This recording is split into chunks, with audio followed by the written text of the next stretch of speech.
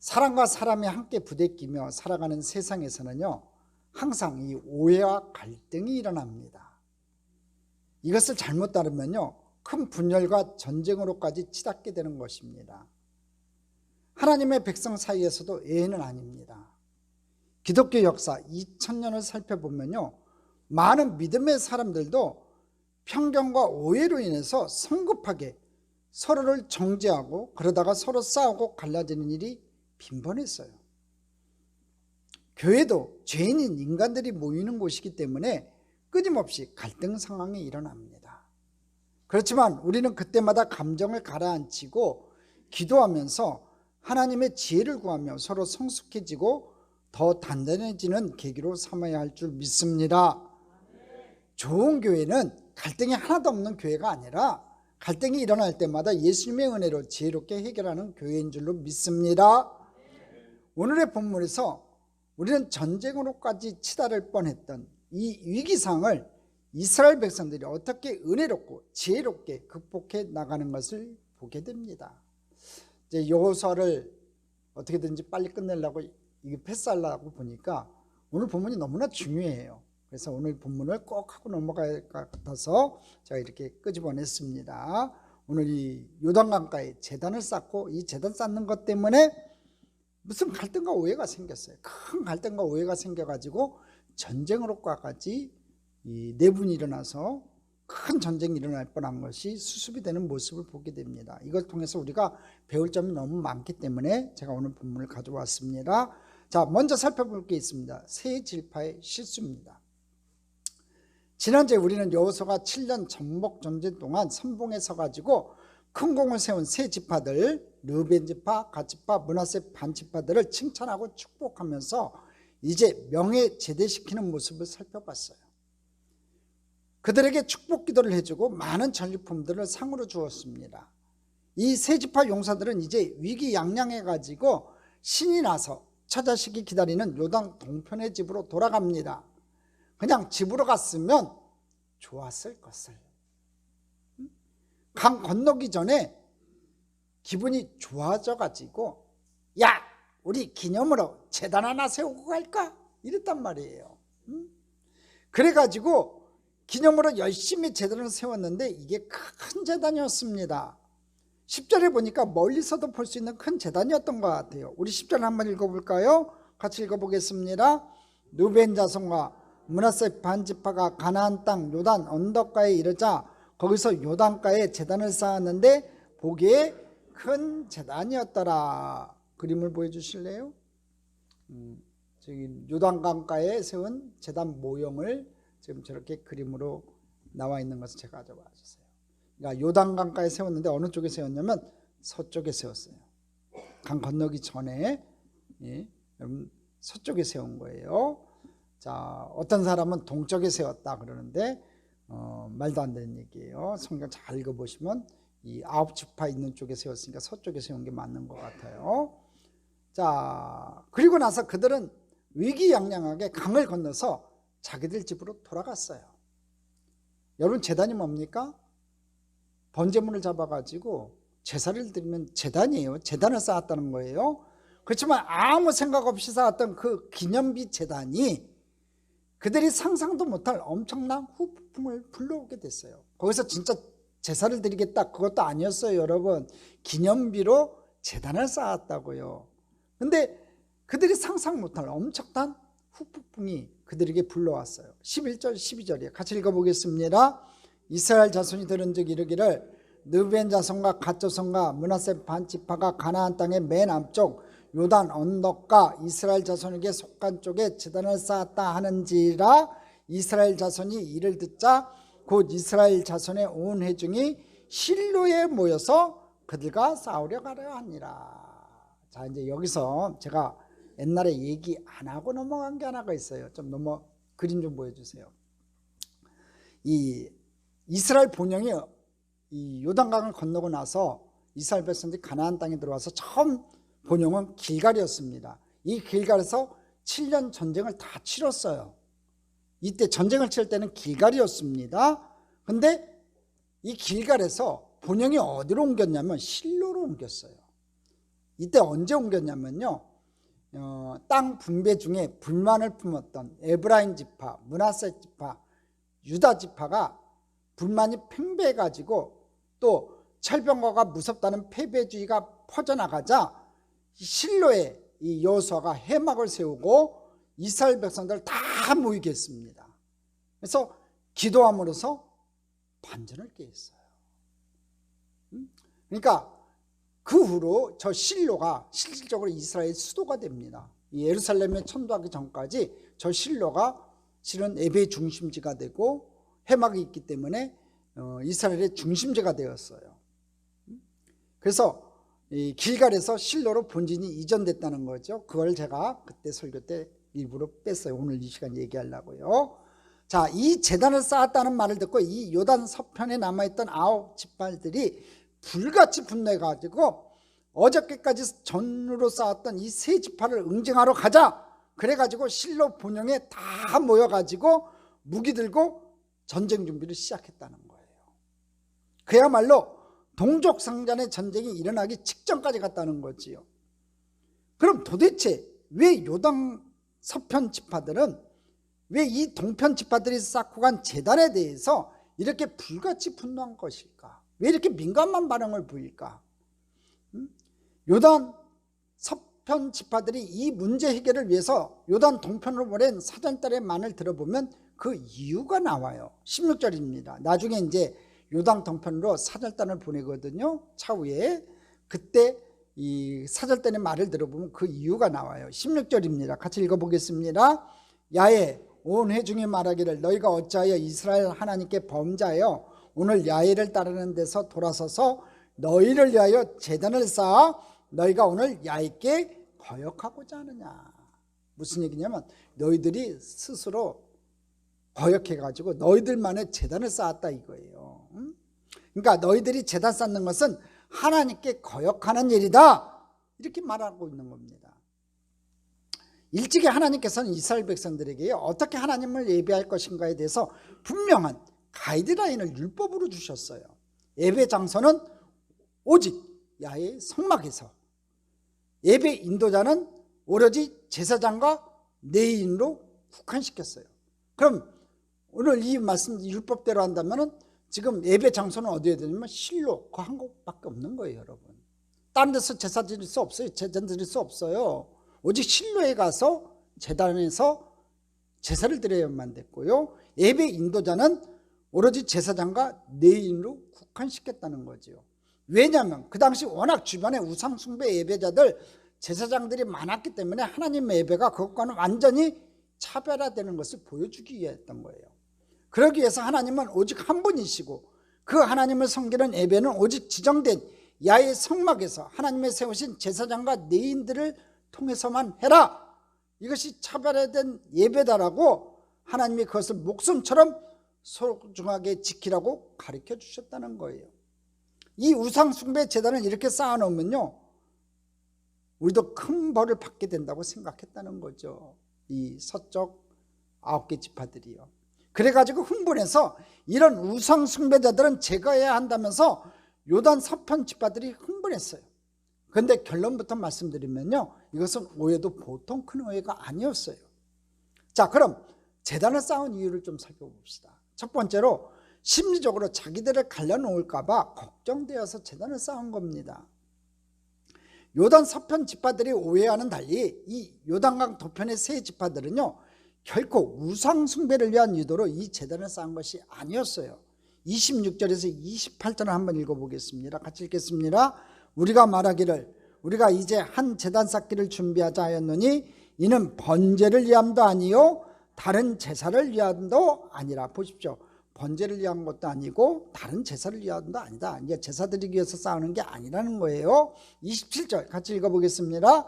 우리가 야훼에서 우리 범죄와 우리의 다른 제사와 우리의 화목제로 섬기는 것을 우리와 너희 사이와 우리의 후대 사이에 증거가 되게 할 뿐으로써 너희 자손들이 후일에 우리 자손들에게 이르기를 너희는 야훼께 받을 분깃이 없다 하지 못하게 하려 함이라 우리가 말하였거니와 만일 그들이 후일에 우리에게나 우리 후대에게 이같이 말하면 우리가 말하기를 우리 조상이 지은 야훼 제단 모형을 보라.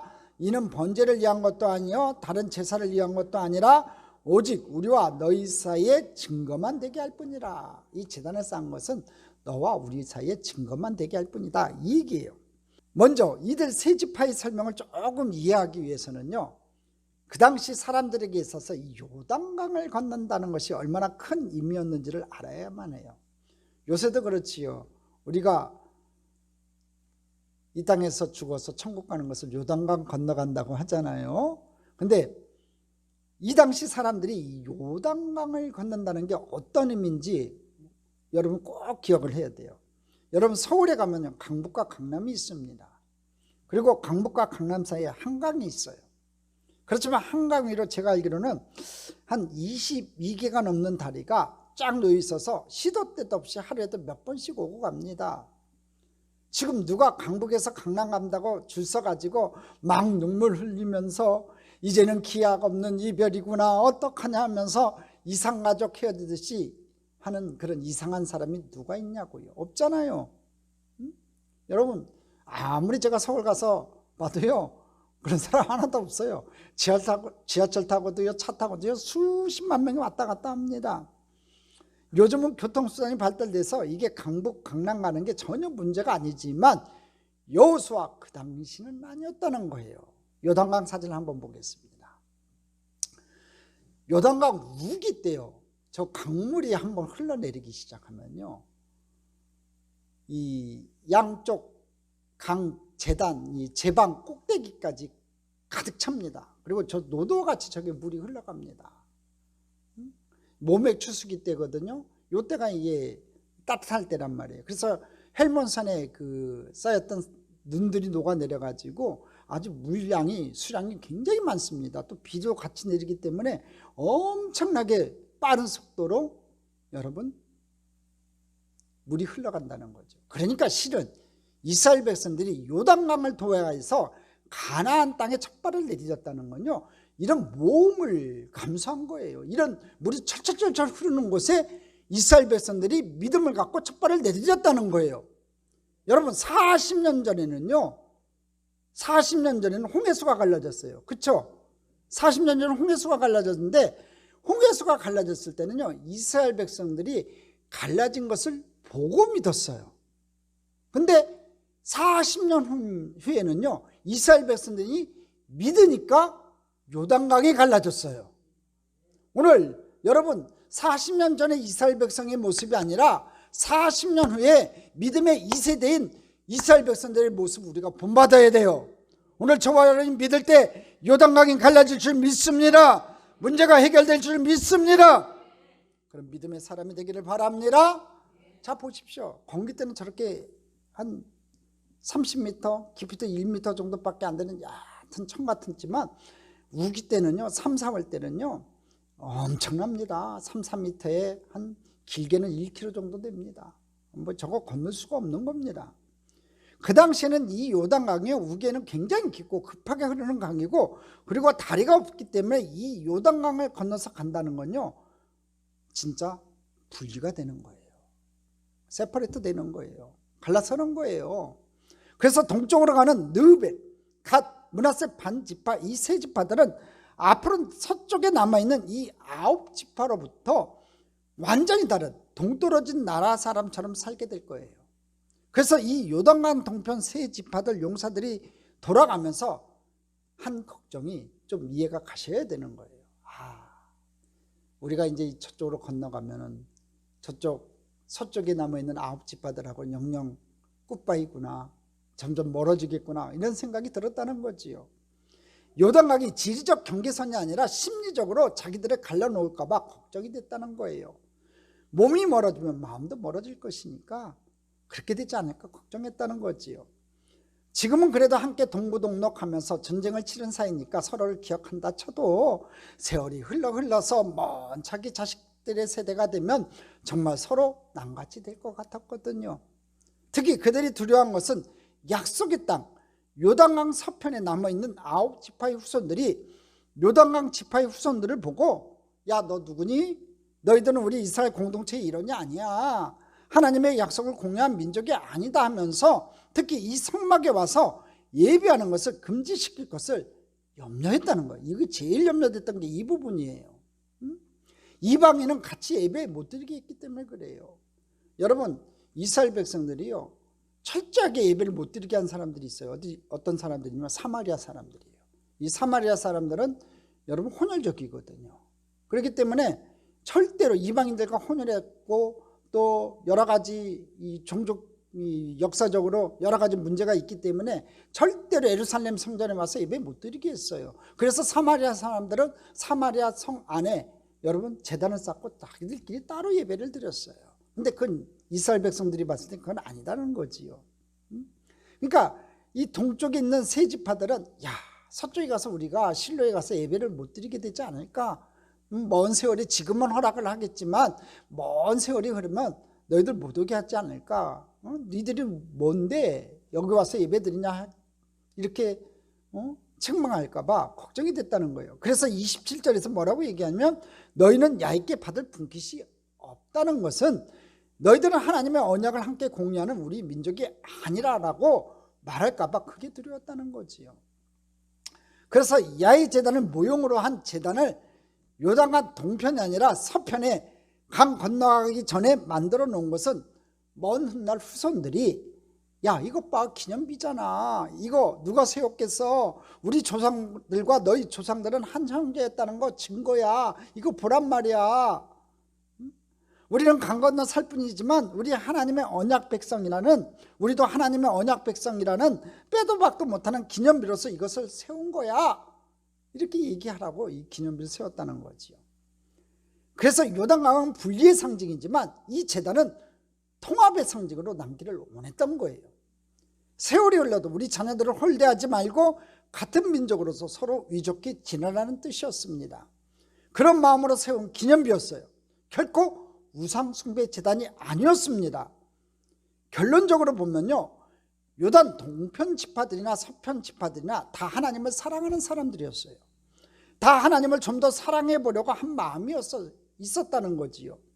요단 서편 지파들은 하나님이 싫어하시는 우상 숭배를 근절하려고 했고, 요단 동편 지파들은 자기들 후손에 대해서 변함없이 한 형제로 하나님을 사랑하는 이스라엘 민족의 이름으로 남게 하려고 기념비를 만든 거예요. 양쪽이 모두 다 하나님을 사랑하고 다 하나님을 위한다는 선한 의도를 가졌다고 해도 이렇게 서로 반의 끝 같은 입장 차이로 오해하고 반박할 수 있다는 거예요. 아무것도 아니잖아요.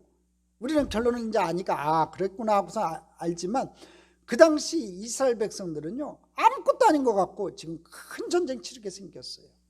그래서 이때 성급하게 여러분 반응하면 안 되는 거예요. 분노를 빨리 폭발시키면 안 되는 겁니다. 그럼 양쪽 다 돌이킬 수 없는 불행한 결과를 맞게 된다는 거예요. 분노는요, 우리를 어리석게 만듭니다. 분노에 사로잡혔을 때 우리가 한 말과 행동들 대부분 나중에 후회할 것들 뿐이에요. 한번 여러분 인생 되돌아보십시오. 내가 진짜 화가 가득 차고 넘쳐나가지고 막 뱉고 행동한 거 나중에 후회밖에 안 남아요. 그래서 성경은 어떤 경우에도요, 해가 지도록 분을 품지 말라고 명령하고 있어요. 분노를 오래 품고 있으면요, 죄가 되는 겁니다. 분노를 오래 품고 있으면요, 사람이 분노를 지배하는 게 아니라 분노가 사람을 지배하는 거예요. 그래서 점점 과격해집니다. 한번 보십시오. 부부싸움도 하다 보면 점점 옥타브가 올라가요. 그러지 않아요, 여러분? 한쪽에서 져야 되는데 한쪽에서 안 지거든. 그러니까 점점 옥타브가 올라가요. 목소리가 커져요. 근데 나중에 보니까 둘 다 왜 시작했는지 모르는 거예요. 아무것도 아닌 것 같고 시작해가지고 옥타브가 올라가는 거예요. 둘 다 소프라노니까 그런 거예요. 둘 중에 하나가 엘토는 안 그러는데 둘 다 그냥 소프라노니까 끝까지 올라가는 거예요. 꺼지지 않는 분노는요, 영혼을 병들게 하고요, 하나님의 일을 파괴시켜요. 그러니까 오늘 여러분 속에 있는 분노 사그라들기를 주님의 이름으로 축복합니다. 분노에 사로잡혀 있는 사람의 영혼이야말로 마귀가 가장 좋아하는 놀이터예요. 여러분 분노하잖아요. 야, 이때라 하고서 쏙 들어오는 거예요. 마귀는 아무것도 아닌 작은 분노를 더 키워가지고 큰 전쟁으로 확대시키는 것을 즐거워합니다. 아주 좋아해요. 그래서 분노는 주님의 몸된 교회를 깨트리는 가장 무서운 독 중에 하나입니다. 지금 형제자매를 향해서 어떤 해결하지 않은 분노의 감정과 미움의 감정을 아직까지 품고 계신 분은요, 오늘 이 예배를 떠나기 전에 성령의 능력으로 다 씻고 가기를 주님의 이름으로 축복합니다. 이 오해와 갈등에는요, 양측이 50대 50의 책임이 있다고 저는 봅니다.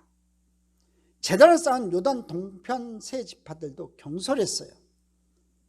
그들은 정말 아무런 생각이 없었습니다. 그냥 자기들이 먼 훗날 후손들을 위한, 그리고 서쪽 후손들을 위해 우리가 하나라는 것을 기념하는 기념비라고 생각하고 쉽게 생각하고 세웠어요. 그런데 우리 인생에서 쉽게 생각한 것들이 나중에 뜻밖의 심각한 파장을 불러일으킬 수 있다는 거지요.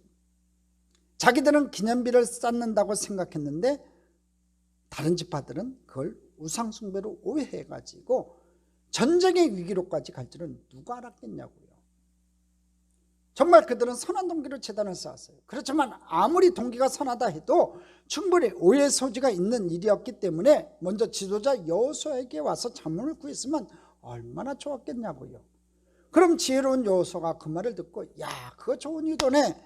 그러면 오해가 없도록 다른 9지파들 지도자들 불러서 너희들의 의도를 설명하고 기념비를 쌓을 거면 다 같이 12지파가 쌓아서 같이 사진 찍고 악수하고 돌아가면 얼마나 좋겠느냐, 이렇게 얘기하지 않았겠냐 이거죠. 이런 지혜로운 해결책이 나왔을 것인데 다들 자기 중심적으로만 생각하니까 영적 지도자를 패스해가지고 전체를 보는 여호수아의 조언을 듣지 않았다는 거예요. 그래서 그들의 선한 동기가 오해되었던 겁니다. 자, 두 번째로 이 세 지파들은요, 아직 일어나지 않을 미래 위험에 대해서 너무 부정적인 상상을 했어요. 그들은 세월이 흘러 먼 훗날 자기들의 후손들이 요단 서편의 후손들에게 잊혀질까 봐 두려워했다고 했지요. 그래가지고 그 후손들이 자기들 후손 보고 넌 누구니? 그러면서 이방인으로 내쳐질까 봐 걱정했다는 거예요. 그래서 이렇게 기념비라도 하나 쌓아놓으면 우리가 한 형제라는 증거가 되지 않겠냐고 쉽게 생각했다는 겁니다. 그렇지만 여러분, 기념비 하나 쌓아놓는다고 혹시 그런 일이 생기면 그게 예방이 되나요? 여러분, 그건 마치 결혼반지 좋은 거 사놓으면 이혼하지 않는다고 생각하는 거랑 똑같은 겁니다. 그 기념비가 아니라 하나님이 그들을 하나 되게 해야 되는 거예요. 그들을 하나 되게 하는 건요, 하나님이 도와주셔야 되는 겁니다. 그 기념비로 인해서 먼 훗날, 아니 바로 지금 형제들 간에 전쟁 나게 생겼어요. 여러분, 그들은 미래를 주관하시는 하나님을 믿지 못한 겁니다. 세월이 가도 변함없이 그들을 하나 되게 할 것은 인간이 쌓은 돌이 아니라 하나님의 돌보심이었어요. 하나님께서 미래에 대해서 그렇게 걱정하고 불안해하고 자꾸 부정적인 상상을 하는 우리들에게 말씀하셔요. 예레미야 29장 11절 12절입니다. 같이 읽어보겠습니다. 야의 말씀이니라 너희를 향한 나의 생각을 내가 아나니 평안이요 재앙이 아니니라 너희에게 미래와 희망을 주는 것이니라 너희가 내게 부르짖으며 내게 와서 기도하면 내가 너희들의 기도를 들을 것이요. 지금 뭐라고 얘기합니까? 야의 말씀이니라 너희를 향한 나의 생각을 내가 아나니 평안이요 재앙이 아니라. 하나님은요, 우리에게 평안을 주시기를 원하시는 분이세요. 너희에게 미래와 희망을 주는 것이니라. 너희가 내게 부르짖으며 내게 와서 기도하면 내가 너희들의 기도를 들을 것이라고 말씀하고 있어요. 여러분, 미래가 불안하시면요, 하나님께 와서 부르짖으세요. 여러분, 진짜로 하나님 앞에 기도하는 여호와 여러분 됐으면 좋겠습니다. 자녀들 때문에 문제가 생기고 어려움이 있습니까? 여러분, 하나님 앞에 나와서 기도하는 저와 여러분 되기를 주님의 이름으로 축복합니다. 여러분, 하나님께서 미래를 주관하심을 여러분 믿습니까? 그렇기 때문에 미래에 대해서 근거 없는 불안감을 갖지 마시고 그 불안감의 근거에서 이들 세 지파처럼 자충수를 두지 말아야 합니다. 절대로 미래 때문에 뭔가 이상한 자충수를 둬서는 안 돼요. 근심 걱정 때문에 이상한 짓 하면 안 됩니다. 그 이상한 것 중에 대표적인 게 뭐냐면요, 몸된 교회 나가면서도요 점치는 거예요. 뭐 미래를 알아보겠다고 점치러 다니는 분들이 계세요. 절대로 그래서는 안 됩니다. 하나님 가장 싫어하시는 것 중에 하나예요. 하나님 앞에 맡겼으면 됐지, 기도하면 됐지, 점쳐서 인생 바뀝니까? 안 바뀌어요, 여러분. 하나님이 정해놓은 여러분 인생은요 그대로 가는 거예요. 굿한다고 여러분 인생 바뀔 것 같습니까? 안 바뀝니다. 하나님 벼락이나 맞지요. 예수 믿는 사람이, 예수의 보혈의 피를 입은 사람이 근심 걱정 무당이 하는 얘기 듣고서 굿하고 여러분 점치고 그렇게 한번 해보세요. 제가 예언할게요. 벼락 안 맞으면 다행이에요. 여러분 절대로 그런 짓 해서는 안 됩니다. 미래가 불안하면요, 걱정되시면 진전이 나와서 기도하세요. 그래야 되는 거예요. 불안하죠. 미래를 알 수가 없으니까 불안한 거예요. 미래 일, 어떤 일이 우리에게 생길지 아무도 모르잖아요. 자녀들 앞길에 어떤 일이 생길지 모르잖아요. 원하는 거 있는데 원하는 것이 주어지지 않으니까 자꾸 불안해요. 그러면요 하나님 앞에 나와서 기도하세요. 좋은 것을 주시는 우리 하나님 앞에 기도하세요. 미래를 주관하시는 하나님을 의지한다면 진정으로 여러분의 미래를 놓고 하나님 앞에 기도하는 저와 여러분 되기를 주님의 이름으로 축복합니다. 쓸데없이 미래를 걱정하고 그 불안감을 위해서 인간적인 보험을 든 게 이 기념비라는 거예요. 그리고 그들의 인간적인 보험은요 미래가 아니라 지금 현재를 무너뜨리게 생겼어요. 지난주 말씀에서 배웠듯이 이들 세 지파는 그들을 보내면서 여호수아가 당부했던 그 말씀을 기억해야만 했습니다. 여호수아 22장 5절 말씀에 우리 잘 봅시다. 같이 읽겠습니다. 오직 야훼의 종 모세가 너에게 명령한 명령과 율법을 반드시 행하여 너희 하나님 야훼를 사랑하고 그의 모든 일을 행하며 그의 계명을 지켜 그에게 친근히 하고 너희 마음을 다하며 성품을 다하여 그를 섬길지니라 하고, 성품을 다하여 그를 섬길지니라 하고. 지금 뭐라고 얘기합니까? 너희 하나님 야훼를 사랑하라. 그의 모든 길로 행하라. 그의 계명을 지켜라. 그에게 친근해라.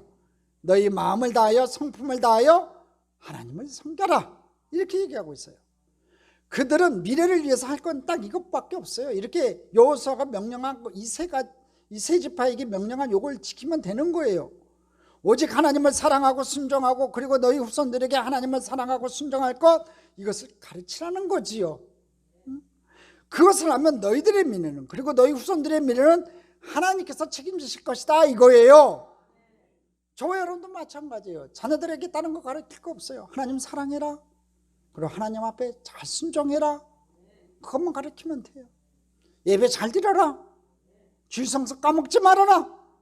잘 가르쳐야 돼요.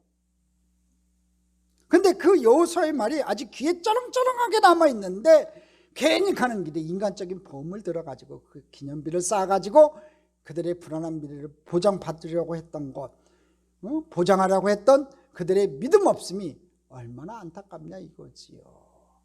괜한 짓 한 거예요, 여러분. 세 번째, 서쪽 9개 지파도 실수를 합니다. 서쪽 9지파가 무슨 실수를 했는가 한번 살펴볼까요? 요단 동편 지파들이 아직 오지 않은 미래에 대한 부정적인 상상으로 그런 우매한 짓을 했다면, 또 성급히 형제를 오해하고 전쟁으로까지 가려했던 요단 서편 9지파들도 책임이 커요. 그들은 사실의 진위 여부를 판단하기 전에 너무 흥분부터 했어요. 우리가 어떤 일의 진위를 파악하기 전에 자신의 주관적인 생각으로 성급히 남을 나쁘다고 정죄해서는 여러분 안 돼요. 어떤 일이 딱 발생하잖아요. 그러면 그 진위 여부를 좀 파악을 해야 되는데 그냥 불가정하부터 내면 안 된다는 거예요. 정죄부터 하면 안 돼요. 그런데 요단 서편 지파들은 사태의 전말을 확인하기 전에 너무 빨리 흥분하고 너무 빨리 전쟁하려고 했다는 거지요. 제가 보면 한국 사람 피가 좀 흐르고 있는 것 같아요. 막 흥분한다. 우리 한국 사람들 잘하는 것 중에 하나가 흥분을 잘해요. 12절에 보니까 흥분하자마자 뭐합니까? 실로에 다들 무기 들고 모여가지고 전쟁 준비해서 세 지파를 공격하기로 했어요. 그들은 이 세 지파가 제단을 쌓았다는 정보를 입수하자마자 앞뒤 안 가리고, 야 그거 우상 숭배 제단이구나, 이거 배신이야 배신, 징벌해야 돼. 그러고서 바로 행동에 들어갔다는 거죠. 그래서 무기를 들고 어제까지 전으로 같이 싸웠던 형제들과 전쟁하겠다고 나왔어요. 그들은 먼저 조용히 요단강 동편 지파들에게 전탄꾼을 보내서 사건의 전모를 확인했어야만 했어요. 아니면 지도자 여호수아에게 와서 조언을 구했어야만 했어요. 근데 너무 흥분해가지고 바로 무기부터 들고 전쟁부터 하려고 했다는 거지요. 여러분, 흥분하면요 상대에 대해서 나쁜 생각만 들어요. 그게 중요해요. 여러분, 흥분이 안 좋은 게 뭐냐면요, 내가 흥분하면요 상대방에 대해서 좋은 생각 하나도 안 든다니까요. 무조건 나쁜 생각만 드는 거예요. 저놈 나쁜 놈, 저놈 죽일 놈, 그 생각부터 든다는 거예요. 사람이 공과 과가 있는 건데 이들 세 지파가 그동안 얼마나 많은 공로를 세웠냐고요. 한번 생각해 보세요. 7년 반의 정복전쟁 동안 처자식 다 두고 와서 민족을 위해서 최선봉에 서서 그 정복전쟁을 위해서 가장 많은 사상자를 내면서 희생한 세 지파 아니에요, 여러분? 7년 정복전쟁 동안 성공할 수 있었던 비결은요, 이 세 지파의 희생이 있었기 때문이에요. 그 공로는 까맣게 잊어버리고 이제 완전히 우상 숭배하는 나쁜 인간들이 되어버렸어요. 그렇게 만들어버렸어요. 이래서 절제되지 않는 분노가요 무서운 겁니다, 여러분. 그러니까 무릇 지킬 만한 것보다 내 마음을 지키라는 거, 이게 굉장히 중요한 겁니다. 그러니까 훈련되어져야 돼요. 저도 좀 불같은 성격이 있어갖고 화를 급히 내요. 근데 화를 급히 내는 건 100% 나중에 후회하더라고. 왜 화를 낼 때는 내가 다 옳다고 생각했어요. 근데 세월이 지나고 나서 보니까 세월도 많이 지나지도 않아요. 하루 이틀 지나면 얼굴이 부러워져요. 우리 집사람이니까 나 받아줬지. 그저 그래서 좀 감사해요. 나 같은 사람 안 버리고 잘 데리고 있는 우리 집사람한테 얼마나 감사한지 몰라요. 그래요. 여러분, 남성들이 가끔가다 그래요. 그냥 막 흥분해가지고 막 뭐 이렇게 할 말 못할 말 가끔가다 막 뱉을 때가 있어요. 근데 아내들이요 그냥 참고 인내하세요. 사랑하지 않기 때문에 하는 말이 아니잖아요. 성격이 그런 거예요. 그러니까 그러려니 하고 한 번만 더 참아주세요. 불쌍히 여겨주세요. 아이, 평생 동안 열심히 일했잖아요. 고생했잖아요. 그렇지 않아요? 그러니까 좀 봐주셔야 돼요. 조금 감정 누르고요 분별하면요 훨씬 지혜롭게 볼 수 있다는 거지요. 그런데 이 요단 서편의 아홉 지파들이 이렇게까지 또 성급하고 예민하게 분노를 폭발시킨 데는 또 다른 이유가 있었어요. 그것은 과거의 이 상처에서 비롯된 트라우마 탓이에요. 왜 그랬냐면은 과거의 상처에서 비롯된 트라우마 탓이 컸어요. 이들의 과거의 상처 트라우마가 결정적인 사건이 두 개가 있어요. 첫째는 부활의 제약 사건이에요. 17절을 읽어보겠습니다. 부활의 제약으로 말미암아 야훼 중에 재앙이 내렸으나 오늘까지 우리가 그 죄에서 정결함을 받지 못하였거늘 그 제약이 우리에게 부족하여서. 이게 중요해요. 부활의 제약이 뭐냐면요, 민수기 25장에 나오는 십딘 광야에서 일어났던 사건이에요. 약속의 땅으로 들어오기 바로 직전의 사건입니다. 거기서 이스라엘 남자들이요 모압 여자들과 섞여가지고 음란 파티를 벌이면서 저기 나오듯이 바알의 우상 숭배 제사 이식에 같이 참여했어요. 기가 막힌 일인 거예요, 이스라엘 백성들이. 그러니까 하나님이 진노하셔서 이스라엘 진영에 연병을 내리셨어요. 그래서 24,000명이 죽습니다. 더 죽었을 텐데 하나님의 사람 제사장 비느하스가 일어나서 우상 숭배 음란 파티의 주범인 시므리와 모압 공주 고스비를 그 자리에서 죽임으로 말미암아 거기서 피해가 그쳤어요. 그러니까 중요한 것은 그때 몇 사람으로 시작한 우상 숭배가 수만 명이 죽는 끔찍한 민족의 재앙으로 간 데 대한 트라우마가 있는 거예요. 그걸 기억하고 있는 거예요. 야, 우상 숭배 너무나 무섭구나. 방치했다가 민족이 다 멸망당할 수도 있다는 걸, 그 상처를 갖고 있다는 거지요. 두 번째 사건이 뭐냐면 아갈의 배신 사건이 여러분 잘 아는 20절 한번 읽어보겠습니다. 같이 읽습니다. 세레의 아들 아간이 온전히 바친 물건에 대하여 범죄함으로 이스라엘 온 회중의 진노가 임하지 아니하였느냐? 그의 죄악으로 멸망한 자가 그 한 사람만이 아니었느니라 하니라. 이 야간 사건 여러분 잘 아시잖아요. 이건 여리고성 전투 때 나온 얘기죠. 하나님이 전리품을 다 취하시겠다고 하셨어요. 왜 그러냐면 여리고성 전투는요, 하나님이 다 하신 거예요. 인간이 한 건 없어요, 여러분. 그러니까 거기서 나온 전리품은 하나님이 다 취하시겠다고 했는데, 아간이 그 말씀을 불순종하고 자기가 일부를 착복하다가 그 다음 아이성 전투에서 이스라엘 민족 전체가 패배하는 그 원인을 제공했다는 거예요. 그때도 마찬가지였습니다. 아간 한 사람이 죄지만 이스라엘 민족 전체가 그 대가를 치렀다는 거예요. 이 부월 사건과 아간 사건이 불과 얼마 전 7, 8년 전에 일어난 사건이에요. 그런데 그 사건이 충격이 이스라엘 민족의 내리 속에 남아 있었다는 거예요. 충격이 컸다는 거지요. 우상숭배 무섭구나, 한 사람의 죄를 방치하면 전 민족이 벌을 받을 수도 있구나라는 트라우마가 생겼어요. 어릴 때 아버지나 선생님 같은 권위자로부터 상처받은 사람은요, 사회생활하면서 모든 권위자들에 대해서 색안경을 끼고 볼 가능성이 많아요. 트라우마가 있는 거지요. 여러분 속에 어떤 과거의 상처로 인한 트라우마가 있다면 오늘 예수님의 은혜로 해결되기를 주님의 이름으로 축복합니다. 깨끗하게 치료되는 귀한 은혜가 있기를 주님의 이름으로 축복합니다. 그 트라우마가 해결되지 않으면요, 그게 마귀가 계속해서 나를 공격할 수 있는 심적 교두보가 되어가지고 작은 일로 죄 없는 형제들을 오해하게 만든다는 거예요. 분노를 폭발하게 하고 하나님의 예비하신 축복의 미래로 가는 길을 닫아버리게 한다는 거지요. 그 트라우마 치료돼야 돼요. 그 트라우마가 있으면요, 분노를 폭발하게 하고요, 하나님이 예비하신 축복의 미래로 가는 길을 딱 닫아버린다는 거지요. 오늘 여러분이 어떤 상처가 있는지 몰라도 그 상처가 오늘 다 예수님의 사랑의 손길로 치료되는 귀한 은혜가 있기를 주님의 이름으로 축복합니다. 자, 네 번째 하나님 해결 12절 13절 읽어보겠습니다.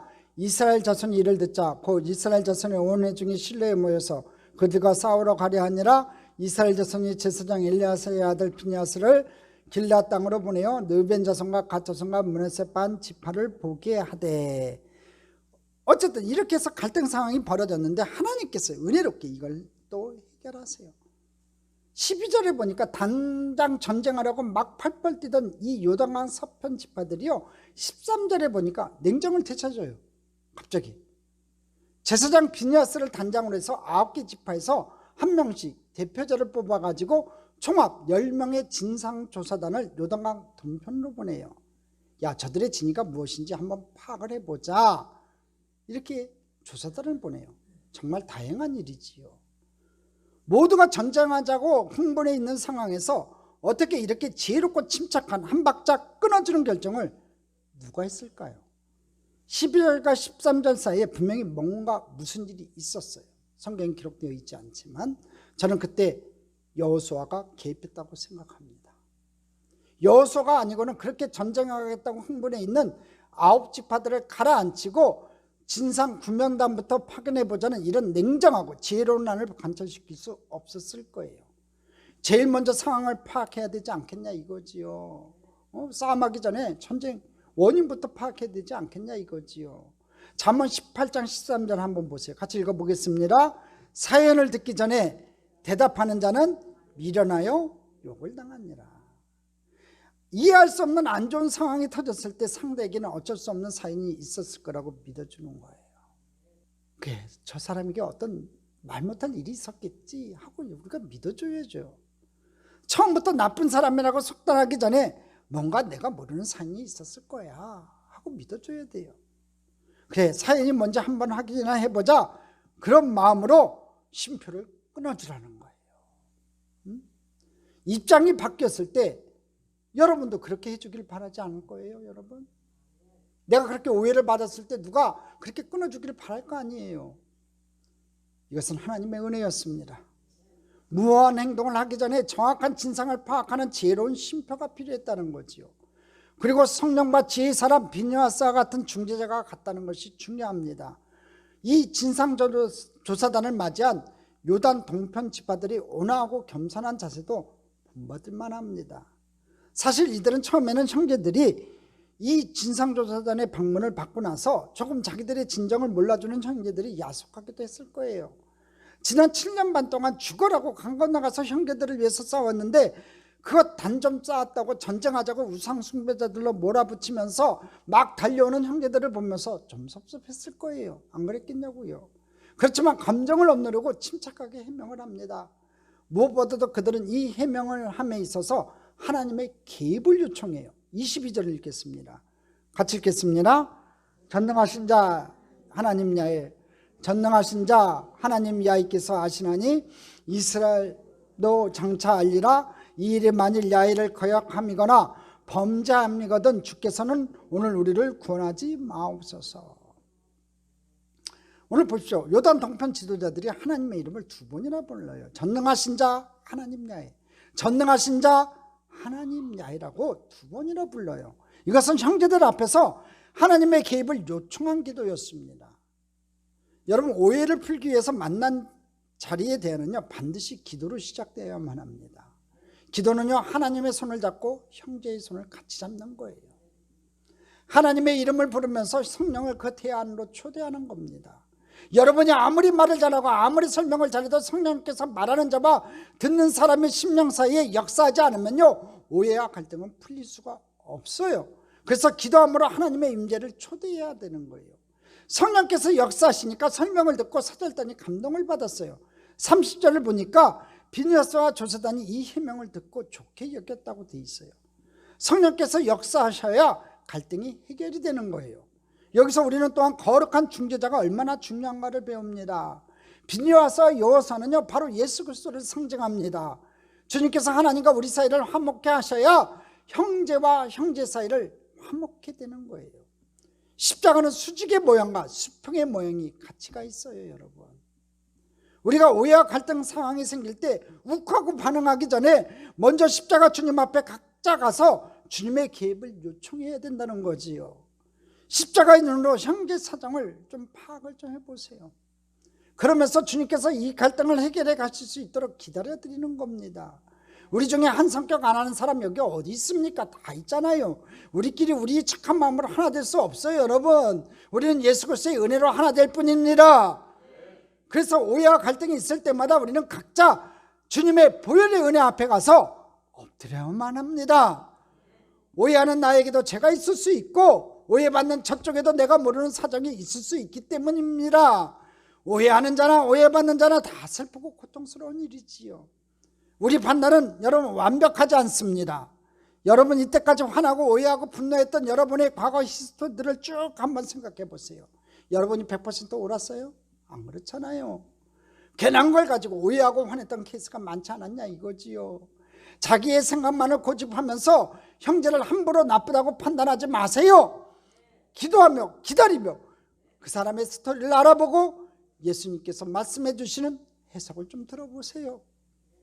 어떻게든지 서로 사랑하고 용납하려고 애써 보시면서 그 상황으로 계속 성령을 초대해 보십시오. 그러면 여러분은 갈등 상황을 회복으로 바꿔가시는 주님의 그 섬세한 손길을 체험할 수 있을 것입니다.